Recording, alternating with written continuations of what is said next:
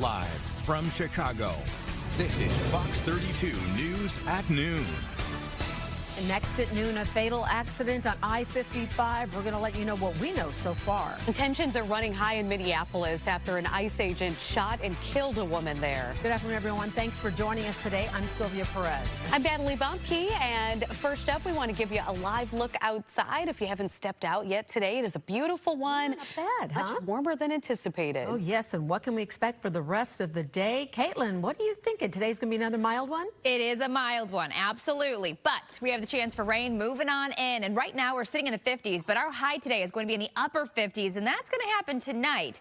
Talking about the rain, though, we already see some light precipitation coming into LaSalle County. We all have the clouds. We're fighting with the cloud cover. The temperatures, yes, they feel good, and I'll show you that in a moment. But the rain is starting in portions of LaSalle, as mentioned, light. And this is going to be the case over the next few hours as this rain continues to push over Chicagoland. But as we get into this evening and tonight, we could see some heavy rain along with some strong, if not severe, thunderstorms.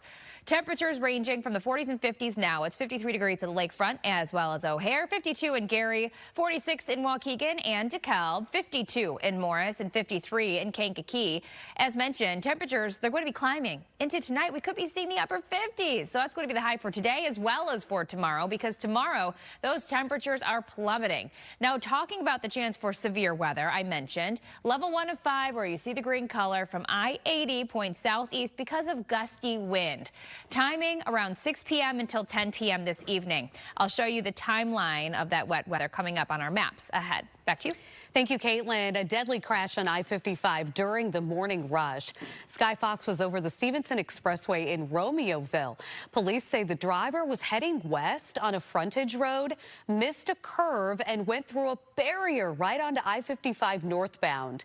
The car was then hit by another car that was on the expressway. The driver was pronounced dead at the scene. The driver of the other car did not suffer life-threatening injuries. So again, only the driver that went through the barrier was the one that was injured.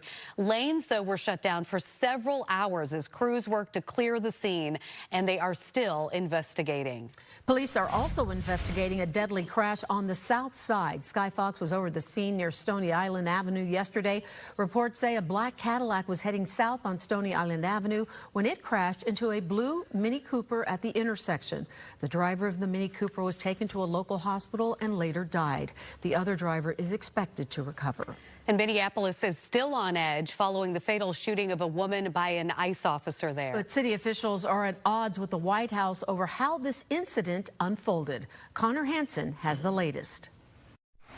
The Trump administration argues this shooting happened in self-defense, but state and local officials say the video of what happened here tells a much different story.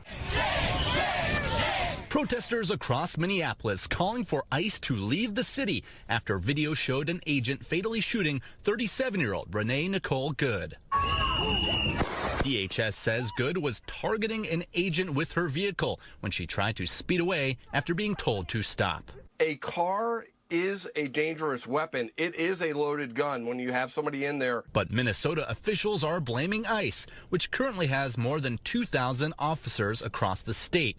Governor Tim Walz says he's prepared to deploy the National Guard if necessary. Minnesota will not allow our community to be used as a prop in a national political fight. We will not take the bait. It's not clear if the vehicle actually struck the officer, and sources tell Fox News none of the agents involved were wearing body cameras at the time. Photos from the scene show a bullet hole in the windshield of the SUV. State officials are now coordinating with the FBI on the investigation. You are not allowed to shoot someone in flight simply because they're in flight. But if a car is barreling towards an officer, that car may be treated as a weapon. Minneapolis Public Schools has canceled its classes for the rest of this week, saying it's out of an abundance of caution. In Minneapolis, Connor Hansen, Fox Chicago. Illinois Representative Robin Kelly says she's planning to file articles of impeachment. She wrote in a post on X, she will be working to impeach Homeland Security Secretary Kristi Noem. Kelly claims Noem is violating the Constitution, and in that post she wrote Noem wreaked havoc in the Chicago area and has brought terror to Minneapolis. We're going to hear from the senator coming up on Chicago Live on Fox Local. Also happening today, a court hearing about how federal agents use force right here in Chicago during Operation Midway Blitz, federal agents arrested thousands of people in the Chicago area. They also used tear gas. They're being accused of being too brutal. We're going to keep you updated on this story. And tonight, Chicagoans will have a chance to speak out about policing and immigration enforcement. The Community Commission for Public Safety is holding a special public meeting after thousands of residents signed a petition calling for an investigation into how police and federal agents have interacted over the past year. Now, by law, Chicago police cannot work with ICE agents. The meeting starts at 6:30 p.m. at Talia Hall. Anyone unable to attend in person can also take part virtually or submit written comments by email. Former Chicago Mayor Lori Lightfoot is asking the public to be the eyes and ears when federal immigration agents cross the line. Today, she launched the ICE Accountability Project, reminding everyone that there is no reason to tolerate the government terrorizing communities. Yes, this is a central place to collect information about abusive or criminal conduct on the part of federal immigration officers.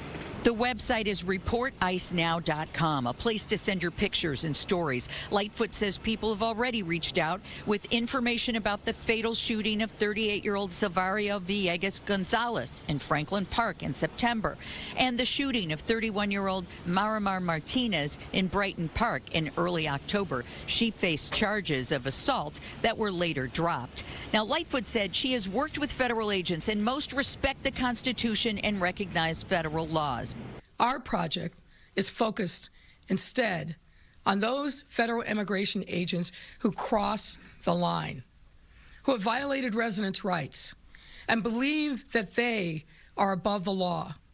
But I want to focus on what has inspired me and given me hope. And that is the courage we have seen exhibited by everyday Chicagoans. People who put themselves at risk, stepped into the breach to help their neighbors. They have used whistles, formed safety brigades, taken to social media and text change. People have protested peacefully. It's not exactly clear how all of this information will translate into action against the federal immigration officers, but the hope, Lightfoot says, is that they will be prosecuted. We should also mention that all reports that the public make to the site will be reviewed and verified before they are made public. Roseanne Tejas, Fox Chicago. City leaders are pushing for new rules aimed at keeping teenagers safe online. The proposal would require social media platforms such as TikTok and Snapchat to respond quickly when posts promote dangerous teen gatherings. If not, the platforms could potentially be fined. 6th Ward Alderman William Hall joining Good Day Chicago to discuss what this ordinance could look like. We have a pathway to make this ordinance hopefully lawsuit-proof. And what I mean by that is we expect companies to sue. Why? Because this is a $200 billion industry. And so if we have to go to the court of law to make sure that every child is safe in this city, we'll do so. Alderman Hall plans to modify his proposal after multiple alders raised concerns about the plan during a public safety committee yesterday. Governor Pritzker has signed the Clean and Reliable Grid Affordability Act. What does that even mean? Well, this lifts the state's moratorium on new nuclear power plants. It will also bring more wind and solar projects online. We are pursuing every available option to produce affordable, efficient, clean, and abundant energy. Today, our state is a net electricity exporter. That means that we produce more electricity than we use. It's an advantage that we have over other states, and we want to maintain that advantage. That's why we're leaving no stone unturned in the work to produce more electricity, lower prices for people, and secure our long-term energy future. Proponents say this will immediately protect consumers from energy price spikes and eventually lower electric bills. More to come on Fox 32 News at noon. President Trump says the U.S. will be calling the shots in Venezuela for the next few years or possibly longer. I'm Rebecca Castor with the details coming up. A deadly shooting that targeted a funeral is under investigation. We're going to have the latest from Salt Lake City.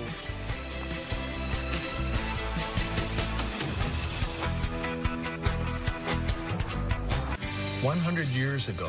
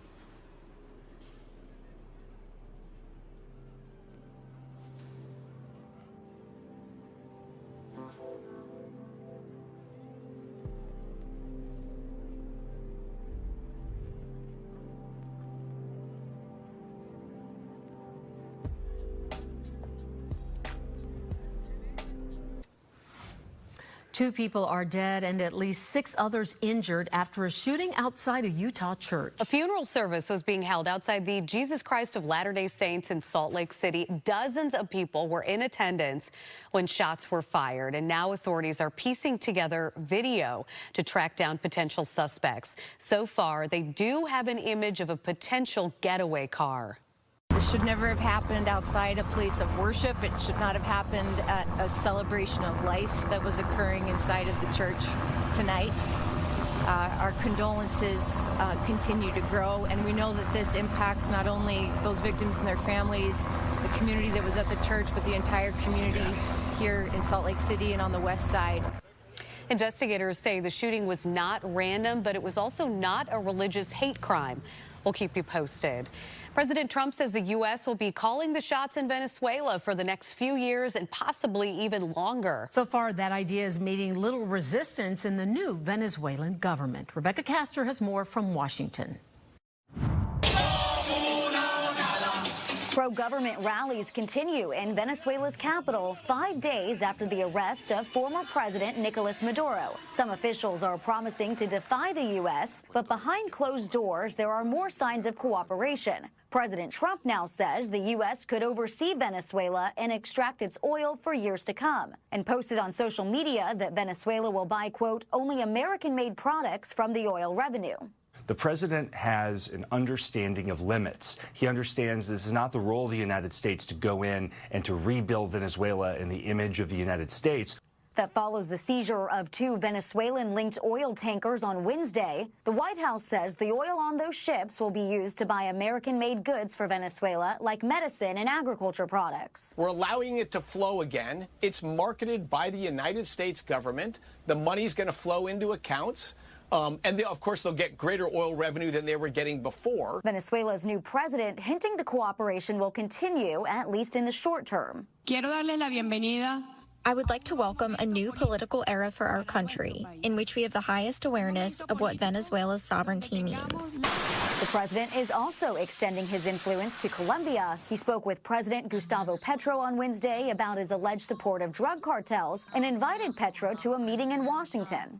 No podemos bajar la guardia. We shouldn't put our guard down. We still have to talk at the White House. President Trump is scheduled to meet with oil executives at the White House on Friday. In Washington, Rebecca Castor, Fox Chicago.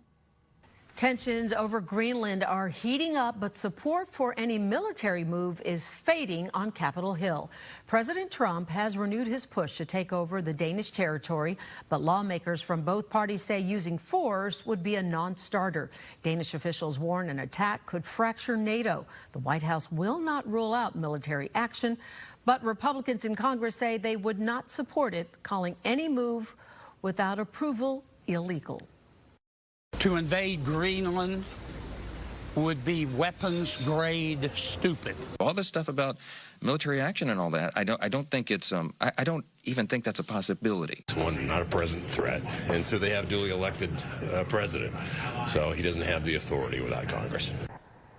European allies continue to back Denmark. Secretary of State Marco Rubio is set to meet with his Danish counterpart next week to try to cool down these tensions. And President Trump is seeking $6 million in fees and costs from Fulton County District Attorney Fani Willis in Georgia. The motion relates to his election interference case, which was recently dismissed following Willis's removal from the case for a conflict of interest. Last year, Georgia passed a law allowing people to request attorney fees and costs in cases where prosecutors were disqualified for improper conduct. Starting tomorrow, the U.S. Supreme Court is expected to start issuing rulings for the new year. Tariffs could be at the top of the agenda. The justices could reveal their ruling on whether the president has the authority to impose tariffs under an emergency law that was passed nearly 50 years ago. Legal and trade analysts say if the court rules that he does not have the power, the U.S. may be forced to refund more than $133.5 billion in tariffs to importers. And let's take a live look now at the nation's capital. It's bright and sunny there, nice weather, where House leaders are set to vote on a Democrat-led health care bill later this afternoon. 9 House Republicans voted with Democrats in favor of it. The bill would reinstate expired COVID-era health care subsidies as Americans face a rise in health insurance premiums. That bill is expected to pass the House, but it probably will not pass the Senate. Over 500,000 residents are enrolled in the Affordable Care Act, an almost 20% increase over previous years. State leaders say it will deliver $380 million in charity care next year to ensure that everyone can have access to affordable coverage. All right, let's give you a live look outside at Soldier Field. It's like snow in the middle there, but that's probably a tarp, right? Yeah, you know what? I was questioning that myself. Yeah. Fox 32 meteorologist Caitlin Cody now here, and I know we've got a couple days to go before Saturday night's game, but we are expecting snow for the game. Maybe we'll have We could see some light snow Saturday evening. Yes, big changes are afoot here in Chicago. So this early afternoon, it's mild. Temperatures are in the 50s, but we do have some rain moving in. So far, dry in Chicago, but you can see some light green in portions of LaSalle County, also in Grundy County. We'll get a closer look in a moment. First, though, I wanted to show you the big picture because you can see the bands of heavier rain still remain south of us, although this afternoon and especially this evening, that rain is going to take over Chicagoland, and we could see some gusty thunderstorms. So a closer look at the radar as promised. The southern half of LaSalle County, southern portions of Grundy County, just some light sprinkles happening currently. But again, over the next few hours, that potential for rain is going to increase for all of us. Temperature-wise, though, we are feeling good. 19 degrees warmer right now at O'Hare compared to yesterday at this time. So a 15 to 20 degree temperature jump today compared to yesterday, leaving us in the 50s. It feels good. It doesn't look so good. We do have mostly cloudy skies, but it's 53 degrees at the lakefront and O'Hare right now. 46 in Waukegan, 52 in Gary, and 54 at Kankakee. Very windy, though. Our cameras are shaking because we have gusts currently at 25 miles per hour at O'Hare, 21 miles per hour from Gary to Midway. So let's take you through your day. Our futurecast showing that rain, as mentioned, increasing in coverage over the next few hours. And then by mid-afternoon through the evening, we are going to have that potential for some heavy downpours of rain and gusty wind, especially between the hours of 6 and 10 p.m. We could see some gusts approaching that severe level. So 50 miles per hour plus, not out of the question with the winds associated with thunderstorm activity this evening, especially from I-80 points southeast. Now, temperatures, notice how we're still in the upper 50s as we head into early tomorrow, and then we're headed in the opposite direction. 6 a.m. on your Friday, we're already back down into the 40s. Colder air is streaming in quickly after the system passes, and that's why this weekend we have the chance for a rain-snow mix, turning over to the potential for some light snow on Saturday for the Bears game. Temperatures by Friday evening, 4:45, down to the low to mid 40s. So we are going to already feel that cooler air settling in. We'll take a look at your weekend forecast, the Bears forecast, which you can watch here on Fox Chicago Saturday evening at 7. I'll give you all the details coming up. Caitlin, thank you. Chicago's latest sports and social club is officially opening its doors today. Union Padel Club is bringing the fast-growing sport of padel to Fulton Market, along with courts, cocktails, and cold plunges. Gabby is taking us inside. All right, this is a place that you are going to love. Not only is padel popular worldwide, it's now finally coming to Chicago. Usually we're early to the game. This time, it's new to us. Union Padel Club over in Fulton Market just opened today. And I'm with Giannis. You're a head coach here at Union Padel Club. Now, padel, it has a little bit of accent to it, but you said it's a cross between a couple of different racket sports. Yeah. But how does it make it different from pickleball and tennis? The big difference is just behind us is the wall. You have the wall and the cage to the side, and yeah, so basically that's the first difference. You can use it to your advantage. You know, when we say club, we really mean club here, because not only is there the courts, but what other amenities do you guys have in here? Yes, so we have a recovery area. So just after your sport, you can enjoy a polar plunge and a sauna, private rooms. We also have a nice bar. We have a co-working area upstairs. We also have a game room if you need, do a poker night, with some friends or whatever you want. Yeah, and we have a really nice member lounge that you can see with a nice pool table. It is so awesome. Yeah. it's a fastest growing sport, one of the fastest in the world. Yes, right now. What do you think makes it so popular? Is it because it's easy to catch on to? Yes, I think the first thing is easy to catch on. It's either indoor or outdoor. Here in Chicago, indoor is necessary, the winter of course. But yeah, you have to be four, so it's pretty social, like pickleball. And yeah, if you have a nice, you know, a bar or a social or lounges area after, you can really, it's more than just paddle, you know, the sport. You can really do something after. Yeah. The rackets and the floor are different than what you would typically see. Yes, so here is the racket. It's smaller than a tennis racket, but larger than a pickleball racket. It's heavier, so the ball is really going to bounce off the racket really fast. Always put your hand wrist, okay, for the security reasons. And also, yeah, like you can see, we have sands on the turf. 2 reasons. For the bounce, okay, less bounce to the ball, and also it's easier on your joint when you play the sport. Okay, that makes sense. All right, you can come as you are, just in your athletic wear, because there's day passes available. There's memberships, of course, too. Well, more information on that. But Giannis, of course, head coach, you give lessons if people would like them. But give me a little lesson. What's like the basic move that I should probably know first when I'm playing? The first, everything starting with the serve. Okay, so the serve is you have to be behind the baseline. Here you have the line. You bounce the ball, and you have to. The point of contact is below the waist. Okay. Okay. That's easy. So you bounce it. Remember, and the first everyone, bounce has to be on the other side, on your opponent's. Against the wall. Here you can play with the glass. As long as the first bounce is in blue, that's in. Okay. Okay. These ladies got to take it easy on us. Take it easy on us, guys. Right. I love it. Do you want to try it? Do you want to try it, sir? Yeah. Let's go. All right, guys. Well, more information on our website, fox32chicago.com. Union Padel Club right here in Fulton Market. Yes. She's pretty good at that, yeah. Very good hand-eye coordination, Gabby. We'll be right back.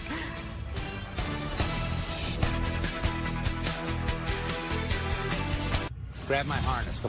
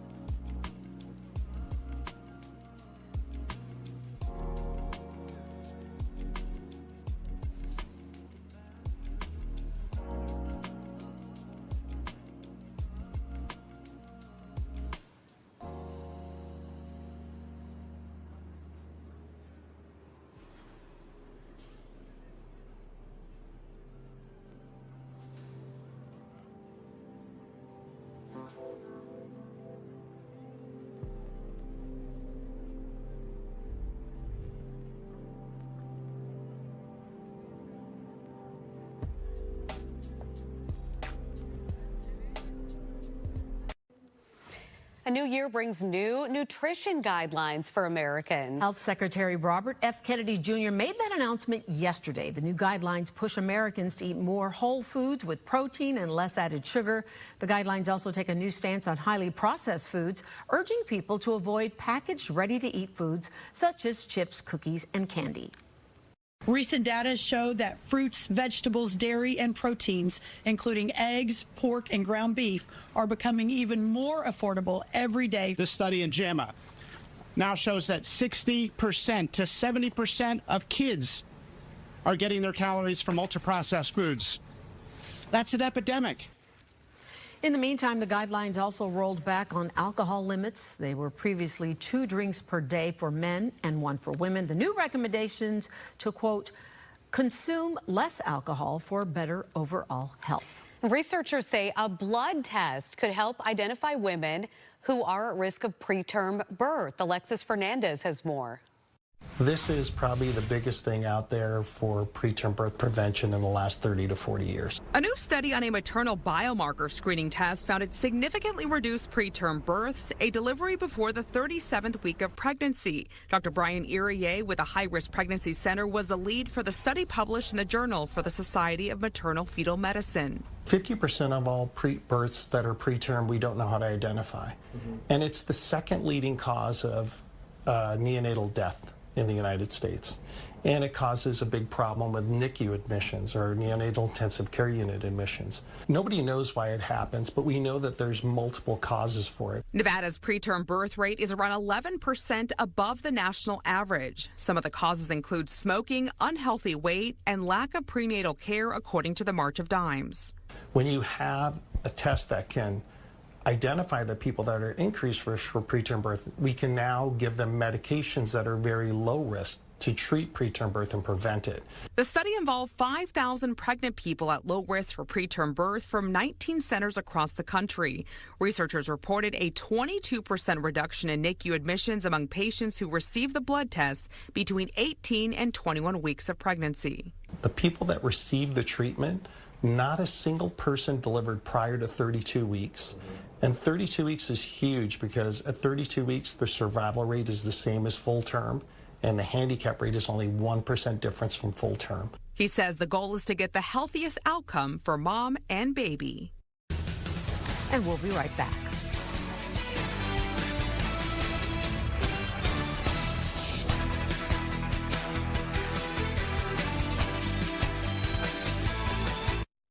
This program is brought to you by Now.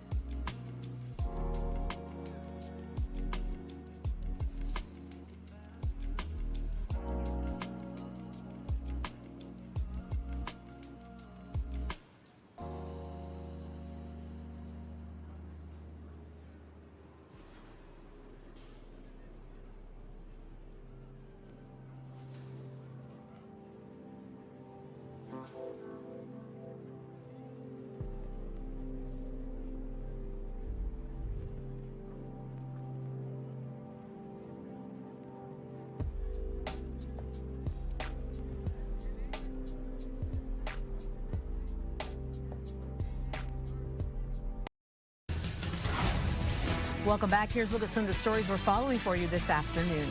And we start with a deadly crash along I-55. It backed up traffic for a really long time this morning. This was during the morning rush hour. Sky Fox was over the scene earlier today. The Stevenson Expressway. Police say a driver was heading west on a frontage road, and they hit some type of curve. They flipped their vehicle over and then landed in the northbound lanes of I-55. They were struck by an oncoming vehicle. Sadly, the driver of the vehicle that passed through that barrier was killed. The other driver has non-life-threatening injuries. Lanes were shut down for several hours along I-55 northbound in Romeoville because of this accident, and police continue to investigate. But we want to start with one of our top stories of the day, and that is Minneapolis on edge following that fatal shooting of a woman by an ICE officer. Joining us now is security expert Ross Rice. Ross, thanks for joining us. Let's just start with your reaction to the videos that we have seen that have been released from this incident. What are your thoughts? Well, it certainly is a tragic situation, Sylvia, and it really shouldn't have happened, but it does appear from the videos that I've seen that the driver of the vehicle, Renee Good, disobeyed an order. The ICE agents were attempting to remove her from her vehicle, not only for their safety, but apparently to place her under arrest for obstruction of justice, which she apparently was doing. Instead of obeying that order, she put her car in gear and took off, and in the process hit one of the ICE agents who was in the front of the vehicle. And fearing for his life, he opened fire, struck Miss Good, and fatally wounded her. Ross, I've seen people on social media kind of post conflicting information. Some say that you cannot be shot inside of your vehicle when it's in motion, that officers are not allowed to do that. Others saying, obviously, if the vehicle is used as a weapon, that you can. What are the facts behind that? Well, anyone that says you can't be shot while you're inside your vehicle just doesn't know or understand the law. You're absolutely right. A vehicle in the wrong hands and for the wrong purpose is a deadly weapon. And we saw that a year ago in New Orleans when a domestic terrorist who became self-radicalized used his vehicle to mow down dozens of people in Bourbon Street. So that's a misnomer. The agent, right or wrong, felt that his life was in danger. He was struck by the vehicle, and to prevent injury to himself or someone else, he opened fire to minimize or eliminate the threat, which unfortunately happened. So there's been so much scrutiny with the general public and ICE. We've seen videos. Other people have either been injured, in some cases killed. Could the way ICE does business maybe change as a result of this constant conflict that we are seeing that is now being recorded? What do you think is going to come out of this? Well, that's a great question. I don't think you're going to see a minimization of enforcement efforts by ICE. And unfortunately, I don't think you're going to see a minimization of individuals protesting ICE operations. I don't know what the answer would be. I think that this has become a partisan issue. I think that it's really unfortunate that we've gotten to this situation. And you know, you can back this up as many steps as you want to say, well, if this wouldn't have happened, the incident wouldn't have taken place. She had a right, Miss Good had a right to be there to express her disapproval with the actions, but she doesn't have a right to interfere. And if you go back even further, you could say, well, if Minnesota wasn't a sanctuary state and they turned over individuals charged with crimes who were illegally in the country to Customs and Border Patrol, then they wouldn't have to go out and look for them. So I don't know what the right answer is, but I think the escalation that we're seeing is unfortunately probably going to get worse. Now, Ross, I know you're not a legal scholar, but I'm going to ask you this question anyway. There's also been talk that the state is going to press charges against the officer that fired and killed Renee Good. Does he have any type of immunity in this situation? Well, first of all, there has to be evidence that a crime was committed before charges can be filed. Whether that's a complaint where you demonstrate probable cause that a crime was committed by a specific person to a judge, or whether that's by a grand jury indictment where probable cause is established by presenting evidence to grand jurors. So to say that someone's going to be charged without knowing all the facts, without conducting an investigation, is really kind of a leap that I think is completely unnecessary. I know that the charges here and the basis for the investigation would be an assault on a federal officer and resisting arrest. Miss Good, obviously being deceased, is not going to be charged, but there's still going to be a full shooting investigation. It appears that the FBI has been tasked with doing this investigation as an uninvolved third party. I'm sure they'll do a thorough and complete job, and the results of that investigation will be provided to both the U.S. Attorney's Office in Minneapolis and to the appropriate local authorities for their review and to ensure complete transparency. Just to go out and say at this point that the officer involved in the shooting committed a crime, I think is highly irregular and inappropriate. Okay, thank you so much. Security expert, former FBI agent Ross Rice, thanks so much for joining us. We always appreciate you helping us break this down. Thanks, Ross.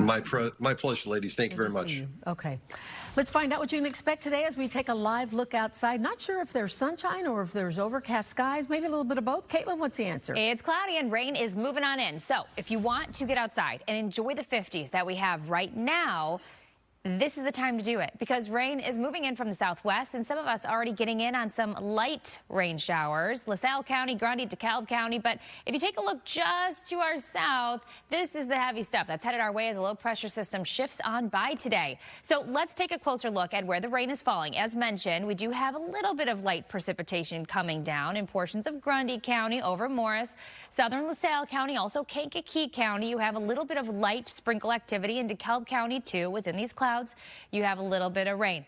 But the temperatures, they feel good for everyone. Right now, it is 53 degrees at the lakefront, as well as O'Hare, 52 in Gary, and 53 in Chicago Heights.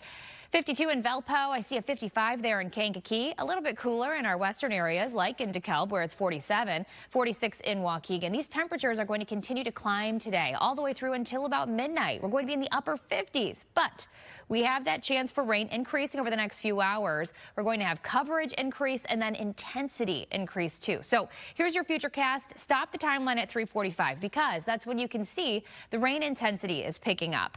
As we move on into the evening, that's when we have the opportunity to get in on some gusty winds. We could see some strong, if not severe, thunderstorms associated with this cold front that's going to be shifting on through between the hours of about 6 p.m. and 10 p.m. and especially southeast of Chicago. Behind this cold front, the story is going to be cold temperatures. We are dropping. So I mentioned how we're ramping up until about midnight, and then into tomorrow, temperatures are going in the opposite direction.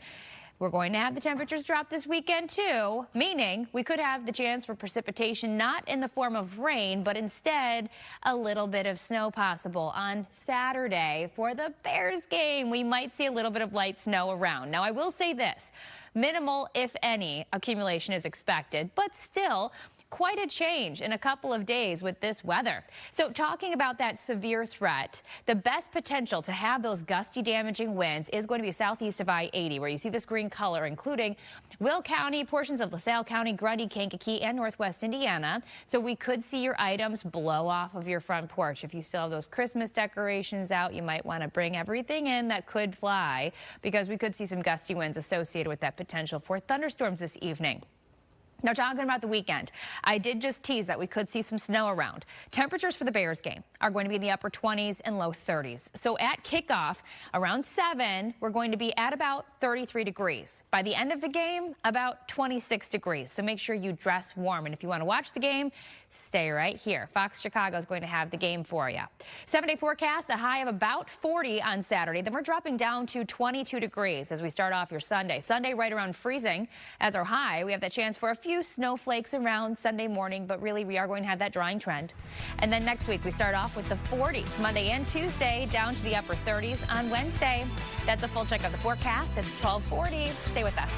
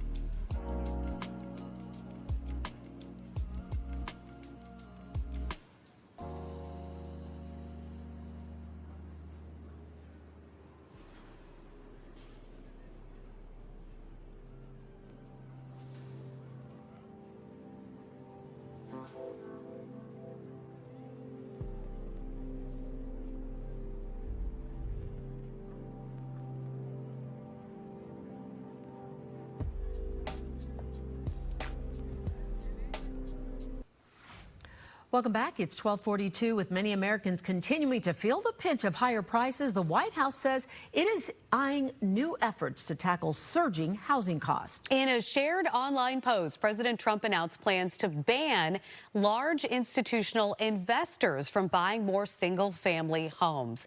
Several lawmakers say big investors can cause rising prices by reducing the number of available homes. It's about having too much pressure on this market. These institutional investors can find other places that can get good ROI without having to compete with ordinary average Americans trying to maybe buy that first home for their families. I would hope we could find bipartisan support for this. Meanwhile, Senate Democrats say the White House needs to take greater action.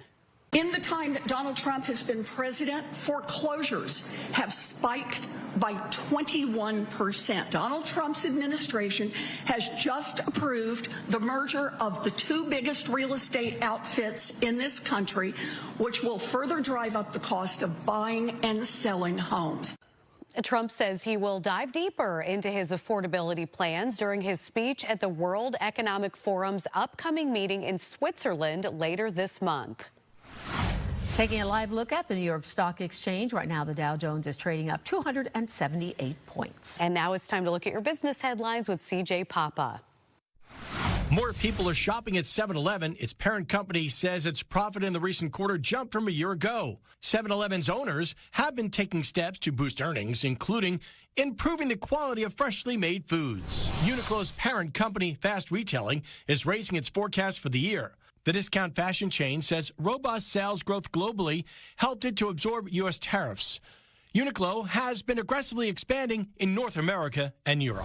The White House unveiling its new dietary guidelines, which includes the new upside-down food pyramid, backing more protein and full-fat dairy in your diet. Some food-related health issues plaguing American citizens include 50% of Americans have pre-diabetes or diabetes. 33% of teens suffer from prediabetes. 20% of children and adolescents suffer from obesity. And 18.5% of young adults have non-alcoholic fatty liver disease. And Ford says it will be launching a driver assistance system by the end of 2028. It will allow drivers to take their hands and eyes off the road on some highways. The service will cost an additional fee, which hasn't been determined yet. CJ Papa, Fox News. Well, our noon show will be wrapping up here in just about 15 minutes, but Chicago Live is just getting started. Anita's standing by with a look at what's ahead. Anita? Hey, ladies. Yeah, if there's one way to spice up a debate about where the eventual home of the Chicago Bears Stadium should be in the future, it's to challenge head coach Ben Johnson to give a shout out to Indiana Bears fans during his speech to the team. So chicken wings for all are on the line. This is high stakes stuff here. I'm talking with the CEO of the South Shore Convention and Visitors Authority about the delicious dare that's in our 3 o'clock hour. What's better than free wings? Well, free money. And in our 2 o'clock hour, we're going to delve into a topic that so many people have been on our website looking for and researching more about. Months after the FTC alleged that Amazon was duping customers into signing up for Prime and then making it hard for people to cancel their memberships, Amazon is now offering $1.5 billion in refunds to some eligible customers, as well as paying a $1 billion civil penalty. So we'll find out who's qualified and how much you can expect. And in our first hour, we know that Choose Chicago is the city's longtime official destination marketing organization. But you know, we're all kind of learning how to reach people in new ways and new places. That is, after all, how Chicago Live came to be. So they're going to be on the show talking about how they're coming up with a new concept to get, you know, the brand out there so that more people know about the great city that we love. We will see everybody online between 1 and 4 p.m. today for another day of Chicago Live. All right, thank you for that, Anita. We'll be watching. Well, the Bears are gearing up for a rivalry rematch this weekend. It's a big one. The key players back in the lineup.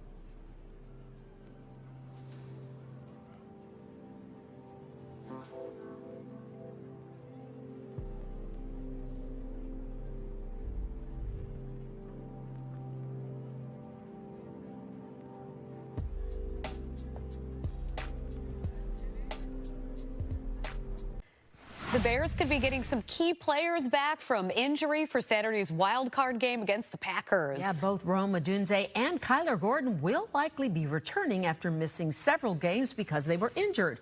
For the players on the Bears who haven't been to the playoffs, the feeling of this new week is entirely different. They talked about the mindset getting ready for the big game. You could tell guys are laser focused, talking, communicating, being detailed, and in practice, the energy's going up. Mentally, I know we're ready. I don't know physically it's something that we're going to have to see on Sunday. It's one thing to talk about it, but we got to go out there and execute and be about it. So that's all we're focused on right now. And you can watch the Packers and Bears game on Saturday at 7 p.m. right here on Fox Chicago. Our coverage begins with Bears Game Day Live at 12:30. And then make sure to stay with us on Fox Chicago because after the game, we'll have full post-game coverage on your home of the Bears. The Chicago Bears are asking for fans to help keep Chicagoans warm once again this winter. The team has launched its 37th annual Coat Drive. This is one of the longest running community initiatives in the NFL. Fans can donate new or gently used coats at Jewel Osco locations across the state. The goal is to collect more than 25,000 coats for children, families, and people in need. The Coat Drive runs through February 16th. And do you know someone who looks like Bears head coach Ben Johnson? Well, Bedford Park is doing a look-alike contest tonight. It's from 5 to 8 at Wintrust Sports Complex. Anybody of any age can enter. You just have to show up looking the part. First place, this is pretty good, wins a $1,000 Visa gift card plus year-long freebies. Second and third place also takes home some cash and some other prizes, so it's pretty good. The Emmy Award-winning medical drama The Pit returns tonight. Many people love this show. Yes, they do. We're going to be hearing from the stars of that show coming up.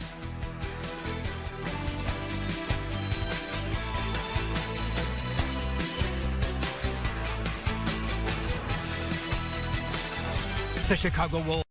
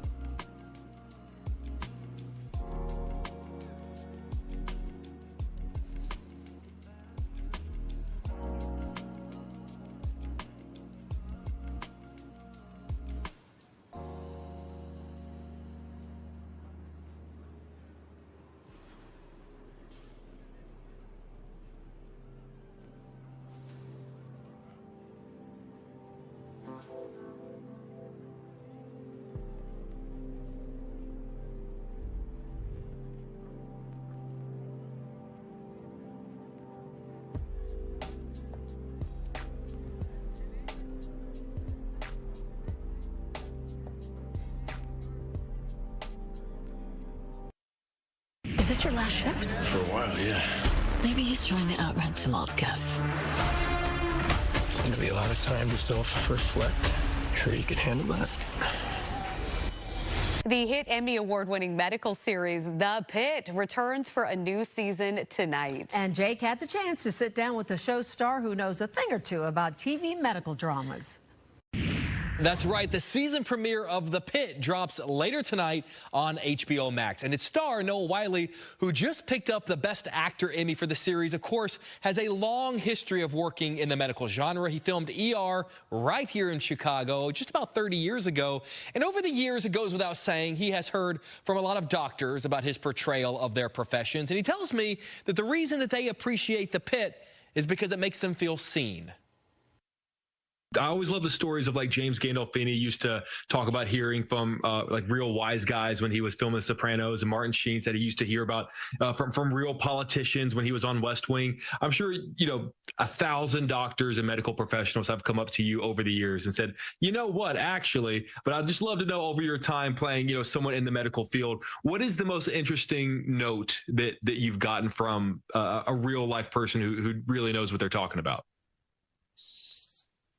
Oh, it ranges. Sometimes you get compliments and sometimes you get criticisms. Sometimes you get that would never happen, or you get you know what you should do on your show. I got a story for you.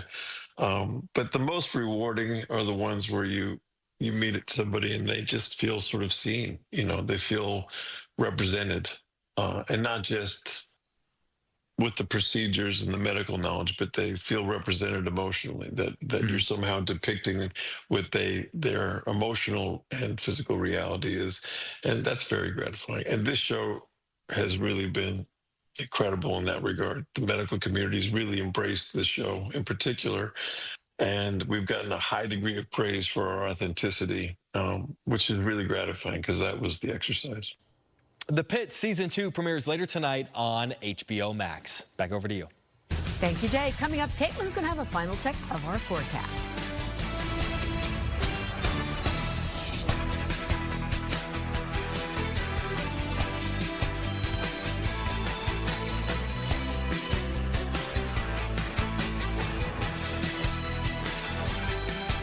Even during these